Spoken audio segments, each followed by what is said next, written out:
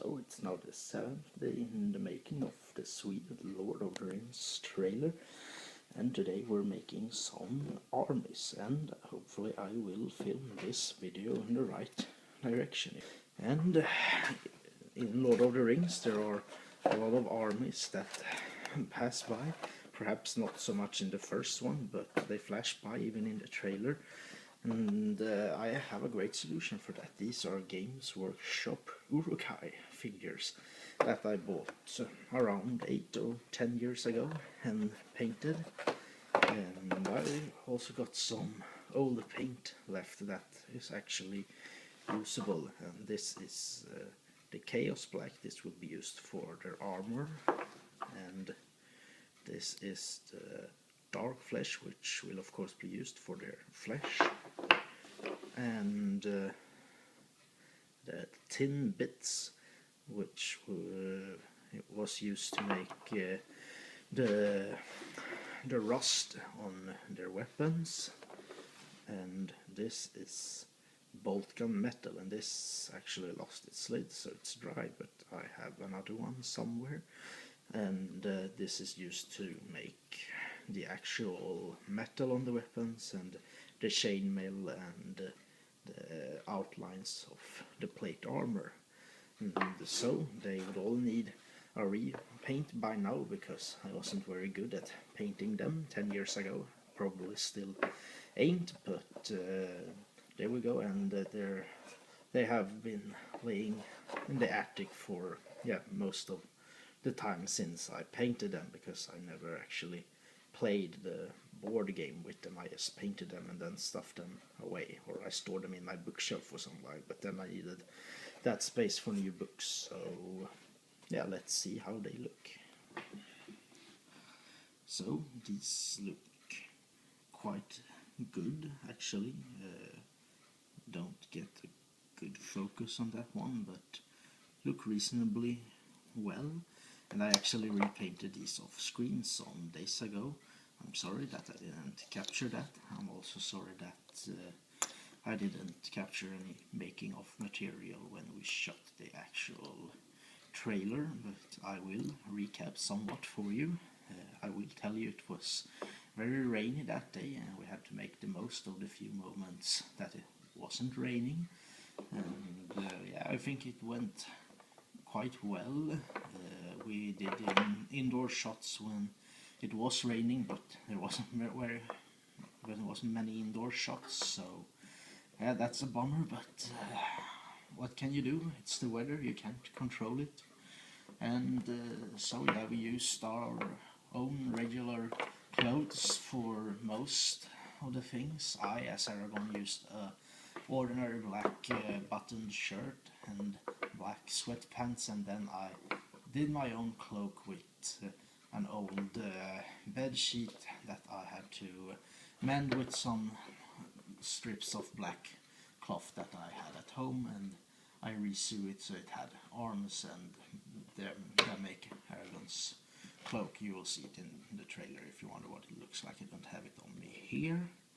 We also made a Gandalf harem beard out of some wool, old woolen no seat, and yeah, I think that's pretty much it. I of course had a ring, the one ring to rule them all. I had that on a keychain, so I broke open the keychain and we used that when we filmed. And yeah, it was a lot of forest shots. We didn't have any stone bridge of Khazad-dûm, so the "You shall not pass" Gandalf scene had to be in the forest. Most other shots were in the forest, so we were lucky there, but some of them were at night, and it's at the end of May now, and it don't really get dark, so we had to shoot those in the light. We couldn't wait till in the middle of the night to shoot them just to get them dark. So, and we did make some sound effects live, but very few of them, because we forgot and couldn't do many of them very well, so this had to be mostly silent Swede trailer, but hey, it's Sweden, so live with it. Oh, So as I popped open the other cartridge of fighting Uruk-Hais, I realized that my interest in these figures must have ended somewhere when painting these, because most of them aren't painted. They aren't even attached to these these plates that they stand on, and most of those who aren't painted don't even have their arms and weapons attached. You see these lie. No, that one actually had everything attached to it, but you see here is a loose spear which would belong to this guy here or anyone like him, and I need glue to attach these, because the hands, it has one slot there, if you can see, and a matching kind of thinner pin there to attach it to, but it also needs to go on to the arm. The spear has a hand here that needs to go onto the arm, which does not have any slot or pins, so, and that needs glue, and I don't have any glue left, so I will have to just repaint those that are complete and then do the best of those I have. And yeah, this might be actually quite the work to repaint this, because those other ones there, they already had the right colors, but I clearly lost interest in painting them right either, and just went crazy with golden sword and red armor and golden shield, and this guy is completely yellow on his back and mostly the right color on his front. So yeah, this guy have red helmet and a red spear, but so I have some work to look forward to. So out of 20 Uruk-Hais, I could use 8 that was already glued or complete in themselves that didn't need any glue, and out of them 5 are spearmen and 3 are swordsmen. So I will have a lot of spearmen when I'm done, but yeah, I will just have to organize them in a way that looks good. And I will start painting the armor, because that's the largest part of it, and I have to paint over details on the armor with another color later, and then the black already needs to be there, and if I mess up with the black and smear it on the legs or something, I can paint over that with the brown later, and even so. So as I said, it's Chaos Black for the armor, and I am aware of that these have changed name and appearance since I last used them, but as you will know if you watch the making of the Aragon sword, this is a no budget production. I can't buy any new things, so I'll use these. I had a bit of water in them when I painted these, and these came out pretty good, so apparently it worked. And if you want the new names on these, I don't have all of them in my head. The Chaos Black is now called the Abaddon Black, I think. The Dark Flesh, which is a brown color, is now called something with brown, some bull brown or something like that. And I don't know about the other two, but you can find a conversation chart online if you want to. These are the Games Workshop Citadel colors. And these are all base colors. So go online and search for them if you want to know what they are called now. So I'm now done painting the black on them, and we'll move on to that was the black, to the dark flesh, the brown color, because when I'm painting that I don't have to paint over anything black, and that will give the black a few more minutes to dry enough so that I can continue with the bolt gun metal for the details on the armor. So I also want to say I'm sorry that I can't capture any footage of me actually working on these, but as the best camera I have is my iPhone, and I don't have anything to mount my iPhone on, so it can capture me while I'm working, and I need both my hands to work with most things. At least I can't hold the camera while working, so you'll have to accept these in-between updates. And now all the brown is in place. Perhaps you can't see it very good. Became a bit messy, but as usual I'm not very good at any of these craftsmanship. I am quite good at sewing, but that's about it. So this is amazing that I got this far on this. And where the brown goes is on the legs, and where the mouth is exposed through the helmet. And yeah, perhaps this one didn't have much of an exposure in the arms and armpits and elbows, but I also painted their hair with that color, because with the dark flesh color, because I didn't have any other good color. I did have some others, but they are like this. This is shining gold. I don't want shining gold colored hair, or this would actually be quite nice. This is a scorched brown color, but as the bolt gun metal, it was very dry, and I didn't want to go through too much trouble to make this liquid again. And of course this is scab red. I don't want red hair. That would look very unrealistic in the Lord of the Rings universe. And then there are these flesh tones, dwarf flesh and the elf flesh. So dark flesh for the hair also. Now I will go on to the bolt gun metal, and that will go on to the swords, the blade of the swords and the tip of the spears, and also it will be their chainmail, as I said earlier, and it will mark the plates of the plate armor. I don't know, perhaps I didn't have any figure. Yes, this one. It has overlapping plates that are visible, and I will create a contrast to show where these are with the bolt gun metal. So I've now done my best painting these, and they will have to dry properly, but in the meantime I will go and set up an environment in which I will take a picture of them for the trailer. So now I've made the ground for them to stand on.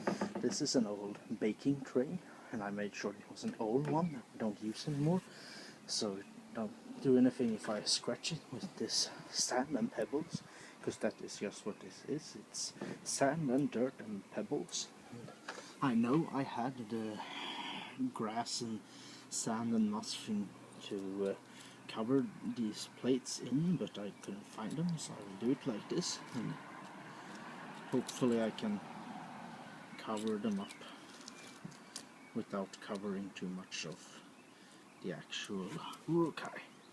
Something like that, and then I will organize them and take a picture of them, and I will come back to you then.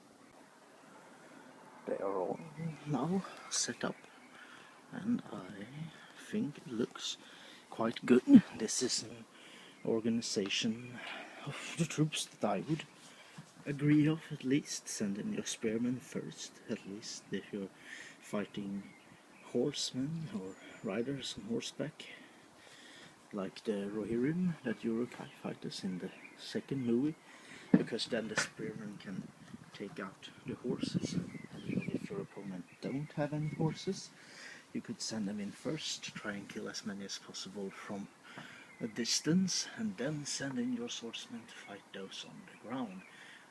I at least wouldn't want to fight a rider when I was on the ground, and I would think most riders would agree that they have an advantage over soldiers with just swords and not this long spears or pikes that they can stab them with even on horseback. So I think I've done quite a good job of hiding the plates. There are some are showing, but I can always make that hide that up a bit, so it will look quite good actually.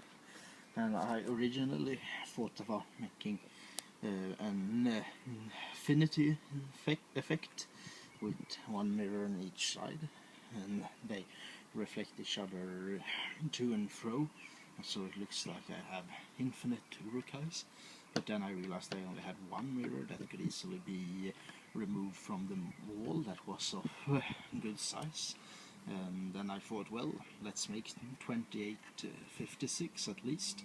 But then when I stood these up and got the whole picture in front of me, I said just F it, and let's do it like this. It will be 28 Uruk-Hai warriors, and I will use a grey t-shirt to cover the fact that I am actually doing this on a modern day suburban neighborhood on a wooden table. So, and that cover the fact that I do this on a tray. Let's see if I hold it like no. I will think how to fix that. Probably put more sand on the edges here and here so that they don't show as much. As you can see, I gave them a leader, a swordsman leader, and that is mostly because I didn't have an even number of swordsmen to put there. I didn't have an even number of spearmen either with their spears up like that, so I removed ones. Actually, they're not 28, they're 27, but yeah, as I said, I think it looks good, and I will go and fetch someone that can hold up the t-shirt for me so I can get a good background. Oh, and I also forgot to show you that I actually painted the white hand of Saruman on a couple of their shields, but didn't turn out quite as good as I hoped, and they won't be in the frame anyway because I will do it from the other side. But I just wanted to show you that's a fun detail that at least I tried to add it to the sheets.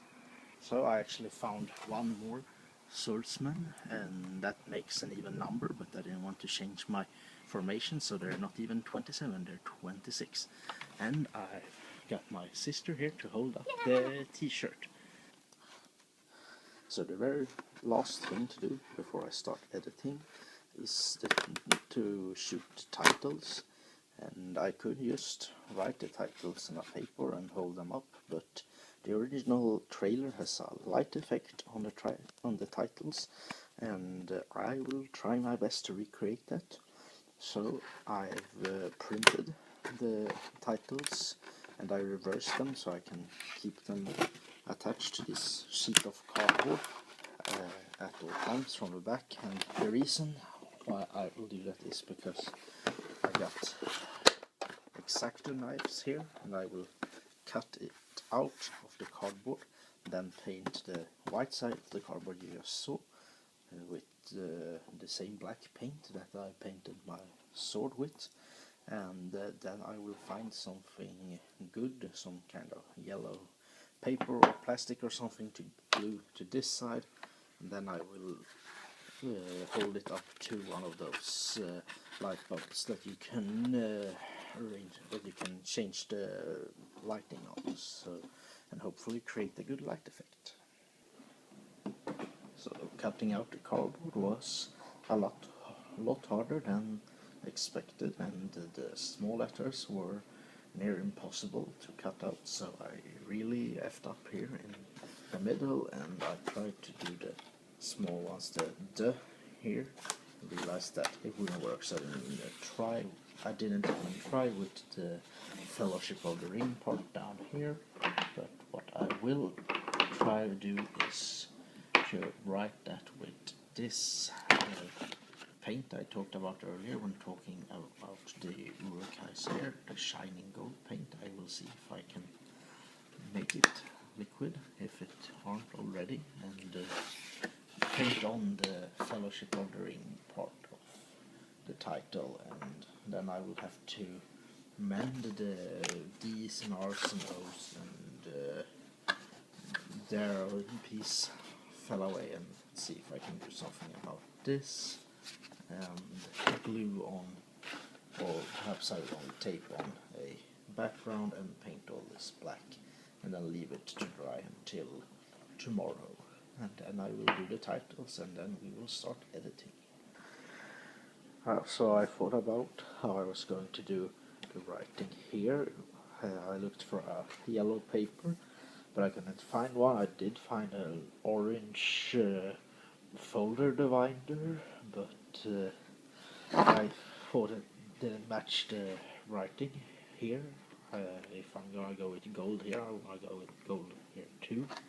So in the end I realized it doesn't have to be harder than to take an ordinary white paper, glue it onto the back here, and then just use the same golden paint to fill in the letters. And since the important part is that light shines through the white paper, and of course it does. Anyone who has ever held up an ordinary white printing paper will know that light does shine through to some degree, and that is what I'm looking for. So I think this will work fine, but I have to test first if it will shine through the coloring. I do think it will, but I have to test that before I actually go ahead and paint a lot of it. So this is the final result. This is how the sign or the titles are going to look. I've decided they do not have to dry overnight, mostly because I want to get this done with as soon as possible, or as quickly as possible, so I can start editing, because really that's the fun stuff. It's fun to make things, it's fun to shoot things with your friends, and it's fun to edit, but it's not fun to wait for stuff to dry and shoot things by yourself and have to work out all that logic that comes with it when you only have one person. Once again I will use my sister as my helper, this time to do the lights, and yeah, this will also require some oh, I lost it. There's some work from my side, because I am going to be Aragon speaking during this, and I do not only have to recreate Viggo Mortensen's low, hoarse, whispery kind of voice as best as I can, but I also have to recreate the voice I used when we filmed a week ago. So, but that might be a problem, but I'll give it my best shot. Now, all that is left to do in this movie project is to edit, and I have imported all my files into Adobe Premiere, which is the editing program I'm using, and as you can see here, it's 114 items. It's a lot of short clips and pictures, and that is everything we've filmed, including the making of and things that will become bloopers afterwards that are mistakes. And I will just really quickly go through how this is done. Lots of people use lots of different techniques with working in Adobe Premiere. This is how I usually do it. I import a file here, as you can see, and because this is a trailer, everything is gonna be really short. This is just over 3 seconds, as you can see here. And how I usually do it is that I click play and wait. See here. So because it isn't rendered, it's gonna run slowly, but when I find where I want it to start, basically when I've said action, I will cut it like that, and then I will delete this part that won't be in the video anymore. It will be deleted from the timeline, and yeah, that is basically it. And then I move the next one, check it, see, is it the one I want? Because since I don't have one of those fancy clapping things to write scene numbers and stuff on, I don't know, so I have to check it. Is it the one I want? Can I use it, or is it just crap, and once I've decided that, this one I won't use, I can see that directly, but once I decided that, I will do the same thing again. I will look where to start, cut it, delete, and then put them all together. And as you can see, or no you can't because this is black now, it's loading. It's very slow today, my computer. I got too much stuff on it probably, so there you can see that the picture are filling up this whole space, the whole screen, that is, because it isn't widescreen. I have to change that, and this is not counting. I told you earlier in the making of videos that we can't use any After Effects, and that is so Premiere Pro will do fine. I will only have to use it, but I will have to change the size of the screen, and that is not an After Effect. That is just a bit a small change so that we can actually see what's going on. At least I think that is. I hope everyone agrees with me on that. And I don't remember what I usually put this on when I work with files imported from my phone. I think it's 42. Let's test that. No, it's 41 perhaps. So yeah, that looks about right. And yeah, that is how I will work with this. Now I will have to go through all the 114 items, rename them so I know what they are, and check them and edit them, and then put them together, and then make another sequence, do all the making of stuff into 2 videos because I've already decided that, and then that I will have to, I think, their sequence, render effects in work area, check that everything, render it and check that everything's working as it should, and then I'll import it as something that I can put up on YouTube. And that is it for this editing video. So in the end I didn't get the disappearing or the fading light effect on the title that I wanted, partly because I didn't have a light bulb strong enough, partly because the camera flash kicked in and lit up the whole thing, and I didn't disable it, and I didn't want to remake the scene or do it again because it was really uncomfortable bending my back so far back in order to get the entire titles onto the screen, and because I got the voice reasonably well done, so I really didn't want to make that again. It will have to be what it is now. At least I got a lit up version of the titles, and yeah, so onwards to a few shoutouts in this video, or yeah, I guess I could call them that they go to Games Workshop, who made the Uruk-Hai warriors and the paint I used to them. If you're interested in those kind of things, go check Games Workshop out, or Game Workshop or Games Workshop. I don't remember. Anyway, you should also, if you are in Sweden, in Stockholm, Malmö or Göteborg, you should go check out the science fiction bookhandeln there. That is where I originally bought those Uruk-Hai warriors. I also want to give a shout out to my sister. She has a channel, and I will post a link somewhere here. She does mostly cosplay versions of manga videos, and mostly songs, and if you're interested in that kind of thing, go watch her channel. She'll appreciate it, I promise, even if she might not be professional, just a hobby filmmaker like I am.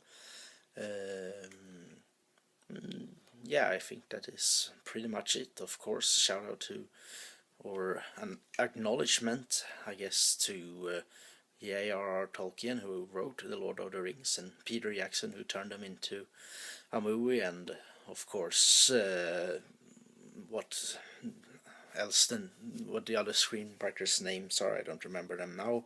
One is Fran Walsh, and I think, and the other one is Philippa Boynes. I'm not sure about that one, but of course, and the entire Lord of the Rings cast that made the wonderful movies that we have now sweded a trailer of, and to New Line Cinema, who produced the movies and believed in them enough to give them the funding they needed to make them into movies. And yeah, I guess that was all the acknowledgements and shoutouts for this video.